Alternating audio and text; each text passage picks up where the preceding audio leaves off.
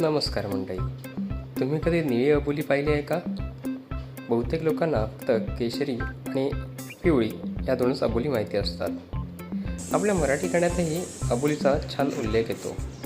केसात मळलाय अबोली गजरा या गाण्याच्या सुरेख ओळी आहेत. मला आठवत असतीलच. अबोली हे एक सुंदर सजावटीचे फूल आहे. याला इंग्रजीमध्ये क्रोसांड्रा असेही म्हणतात. हे झाड उष्ण हवामानात चांगले वाढते आणि कुंडीत किंवा बागेत सहज लावता येते. अबोलीचे झाड लावण्यासाठी जास्त काळजीची गरज लागत नाही. थोडासा सूर्यप्रकाश, योग्य पाणी आणि चांगली माती मिळाली तर हे झाड सुंदर फुलत येते.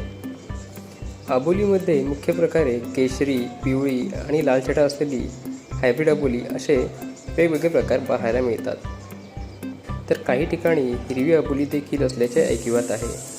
पूर्वी अबोलीची फुले केसात गजरा म्हणून घालायची परंपरा होती, त्यामुळे हे फूल खूप लोकप्रिय झाले. मंडळी, तुम्हाला देखील अबोलीचे फूल आवडते का?